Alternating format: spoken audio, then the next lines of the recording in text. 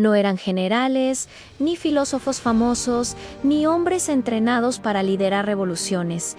Eran trabajadores comunes, manos curtidas por la sal del mar, rostros marcados por el sol de Galilea, hombres con dudas, temores y pasados imperfectos. Sin embargo, sus nombres terminaron siendo susurrados en tribunales, gritados en coliseos y escritos con sangre en la historia. No murieron en silencio ni en comodidad, no se despidieron rodeados de honores. Sus últimos instantes estuvieron acompañados por látigos, espadas, fuego, piedras y lanza. A uno lo colgaron cabeza abajo, a otro lo despellejaron vivo, a otro intentaron hervirlo en aceite antes de desterrarlo. Esto no es una leyenda piadosa suavizada por el tiempo, es un relato atravesado por dolor, valentía y una convicción que ningún imperio pudo apagar. Hoy vas a descubrir cómo murieron los 12 apóstoles de Jesús. ¿Y por qué?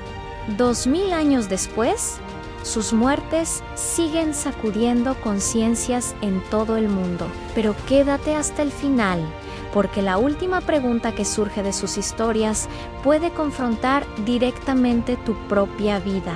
Los 12 hombres que caminaron junto a Jesús no pertenecían a la élite religiosa ni política. No eran rabinos influyentes ni estrategas militares. Eran pescadores acostumbrados al esfuerzo físico, un cobrador de impuestos despreciado por su propio pueblo, hombres sencillos que jamás imaginaron que serían el rostro visible de un movimiento que desafiaría al poder más temido de su tiempo. Roma, cuando Jesús los llamó, no les ofreció riquezas ni seguridad. Les habló de un reino invisible, de una verdad eterna y de una misión que los llevaría hasta los confines del mundo conocido. Dejaron redes, mesas de impuestos, hogares y estabilidad. Cambiaron certezas por fe. Y lo hicieron en un contexto explosivo, bajo el dominio implacable del Imperio Romano y en medio de una estructura religiosa judía que no aceptaba a un Mesías crucificado. Jesús nunca les prometió una vida fácil. Al contrario, les advirtió con claridad: serían enviados como ovejas en medio de lobos, serían entregados a tribunales, serían azotados en sinagogas, serían perseguidos como Él fue perseguido. En aquel tiempo, la crucifixión no era una rareza, era un espectáculo público diseñado para humillar y sembrar terror. La decapitación, la lapidation, el desollamiento y el empalamiento formaban parte del repertorio habitual para eliminar a quienes amenazaban el orden establecido. El objetivo era, claro, silenciar. Pero ocurrió lo inesperado. En lugar de extinguir el mensaje, cada ejecución lo expandió. Cada cuerpo caído se convirtió en una semilla. Cada gota de sangre fortaleció la fe de otros. Y así comenzó una cadena de testimonios que ni el hierro ni el fuego pudieron detener. Pedro, conocido originalmente como Simón, era pescador en Galilea, impulsivo, apasionado, a veces imprudente, pero profundamente leal. Fue de los primeros en responder al llamado. Dejó su barca sin mirar atrás. Vio milagros imposibles, caminó sobre el agua por unos instantes y proclamó con convicción que Jesús era el Cristo, el Hijo del Dios viviente. También cayó. Negó a su maestro 3 veces en la noche más oscura, pero no fue descartado. Fue restaurado. Ese mismo hombre temeroso predicó en Pentecostés y miles creyeron. Se convirtió en uno de los pilares de la iglesia naciente. Su voz resonó en Jerusalén, en Asia Menor y finalmente en Roma en el año 64 después de Cristo. Tras el gran incendio que devastó la capital del imperio, el emperador Nerón necesitaba un culpable. Los cristianos fueron el blanco perfecto. Pedro fue arrestado, golpeado y sentenciado a morir en una cruz. Según la tradición, pidió no ser crucificado de la misma manera que su señora se consideraba indigno de morir, como Elan fue colgado cabeza abajo. Así terminó su vida terrenal al invertido ante el mundo, pero firme en su fe. Su muerte no apagó su liderazgo, lo selló con autoridad eterna. Santiago, hijo de Zebedeo y hermano de Juan, también pescador, formó parte del círculo más cercano de Jesús. Presenció momentos únicos: la transfiguración, la resurrección de la hija de Jairo. Era intenso, incluso impulsivo. En una ocasión quiso hacer descender fuego del cielo sobre quienes rechazaban al Maestro. Sin embargo, tras la resurrección, su celo fue transformado en valentía serena. Predicó en Jerusalén en un ambiente cada vez más hostil. En el año 44 después de Cristo, el rey Herodes Agripa I de Cid vio ganarse el favor de los líderes religiosos persiguiendo a los cristianos.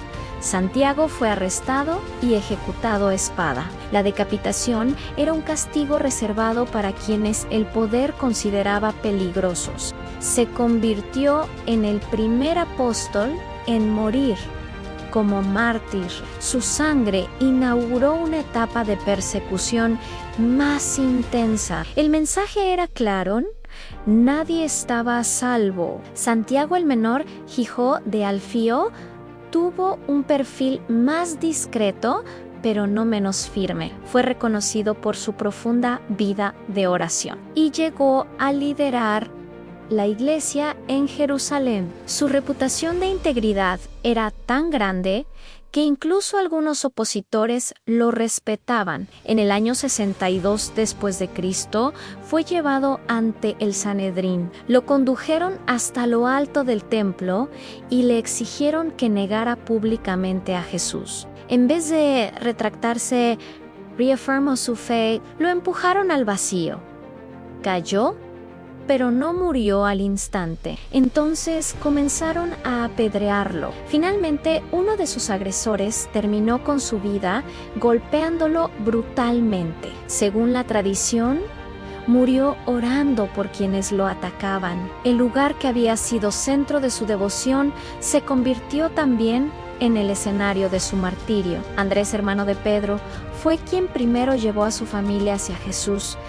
Tenía un espíritu dispuesto, un corazón inclinado a compartir lo que había descubierto. Tras la resurrección, viajó hacia regiones del norte del Mar Negro, Asia Menor y Grecia. En Patras, su predicación impactó incluso a la esposa de un gobernador. Eso selló su destino. Fue arrestado y condenado a la crucifixión. Pidió no morir en una cruz tradicional, fue atado, no clavado, a una cruz en forma de equisán durante 2 días. Mientras su cuerpo se debilitaba, continuó hablando a quienes se acercaban. No aprovechó el sufrimiento para maldecir, lo transformó en púlpito. Su agonía lenta se convirtió en un testimonio vivo de resistencia espiritual. Felipe, originario de Betsaida, fue de los primeros en seguir a Jesús y en invitar a otros a conocerlo. Después de Pentecostés, predicó en Asia Menor, especialmente en Hierápolis. Allí confrontó prácticas idólatras profundamente arraigadas. Fue arrestado y condenado a la cruz. Algunas tradiciones relatan que mientras estaba colgado, fue apedreado. Su ejecución buscaba humillar y disuadir a otros. Pero la comunidad que dejó atrás conservó su ejemplo como un recordatorio de que la verdad no retrocede ante la presión. Bartolomé, identificado con Natanael, fue descrito por Jesús como un hombre sin doblez tras llevar el mensaje a regiones como Mesopotamia y Armenia. Su influencia provocó la ira de las autoridades. Se negó a renunciar a su fe. El castigo fue extremo, fue desollado vivo y luego decapitado. El desollamiento era una forma de ejecución diseñada para causar el máximo dolor y servir de advertencia pública. Aún así, la tradición afirma que permaneció firme hasta el final. Su martirio quedó grabado como uno de los más crueles y, al mismo tiempo, uno de los más impactantes. Tomás, recordado por su duda, también expresó una de las confesiones más profundas al ver al resucitado al Señor mío y Dios mío. Esa transformación marcó su vida. Viajó hasta Siria, Persia e incluso la India. Allí estableció comunidades que perduraron por siglos. En el año 72 después de Cristo, mientras oraba en una colina cerca de lo que hoy es Chennai, fue atravesado por lanzas. El hombre que pidió pruebas terminó entregando su vida con absoluta convicción. Mateo, el recaudador de impuestos que dejó su mesa para seguir a Jesús, escribió un evangelio dirigido a su propio pueblo, mostrando que el Mesías prometido había llegado. Tras años de predicación, murió asesinado, probablemente apuñalado, mientras enseñaba. El hombre que había sido considerado traidor por su profesión murió fiel a una causa que superaba cualquier lealtad terrenal. Simón el Celote había pertenecido a un movimiento radical que buscaba la liberación política de Israel. Su encuentro con Jesús redirigió su pasión. De insurgente pasó a ser mensajero de paz. Predicó en diversas regiones hasta que fue capturado. Algunas tradiciones sostienen que fue desollado y luego ejecutado de manera brutal. Su vida demuestra que la transformación interior puede ser más poderosa que cualquier revolución armada. Judas Tadeo, también llamado Leveo, tuvo pocas menciones en los evangelios, pero su deseo era que el mensaje alcanzara a todos. Predicó junto a Simón en regiones orientales, fue golpeado hasta morir, posiblemente tras ser apedreado. Su historia recuerda que no es necesario ser el más visible para ser decisivo en la expansión de una verdad. Judas Iscariot, el encargado de la bolsa común, tomó un camino diferente. Traicionó a Jesús por 30 piezas de plata. El remordimiento lo invadió, pero no buscó restauración. Terminó quitándose la vida. Su historia es una advertencia sobre el endurecimiento del corazón y la diferencia entre culpa y arrepentimiento genuino. Juan, el discípulo amado, fue testigo de momentos únicos: la transfiguración, la crucifixión, la tumba vacía. Bajo el emperador Domiciano fue arrestado y, según la tradición, arrojado en aceite hirviendo, sobrevivió. Fue exiliado a Patmos, donde recibió las visiones del Apocalipsis. Más tarde regresó a Éfeso y murió de edad avanzada. No murió ejecutado, pero conoció el aislamiento y la persecución. Su longevidad fue un testimonio silencioso de resistencia. Estos hombres no murieron defendiendo una teoría abstracta.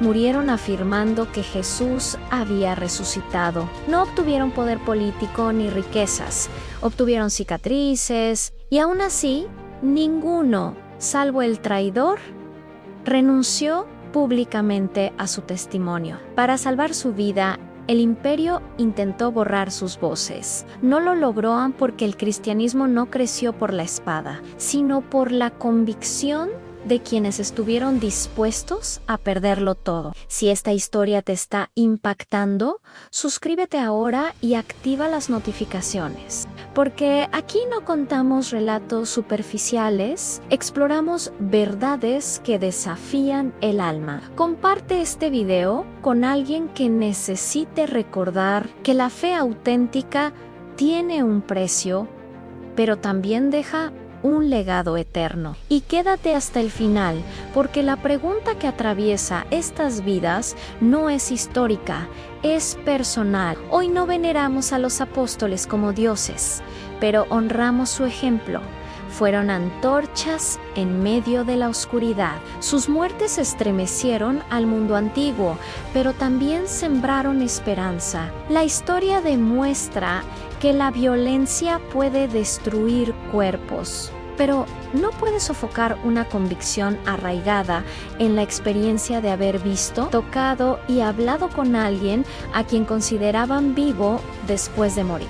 Y ahora la pregunta inevitable en si ellos enfrentaron fuego, espadas y cruces sin negar aquello que habían visto. ¿Qué estamos dispuestos a hacer nosotros con la verdad que decimos creer? Déjame tu respuesta en los comentarios.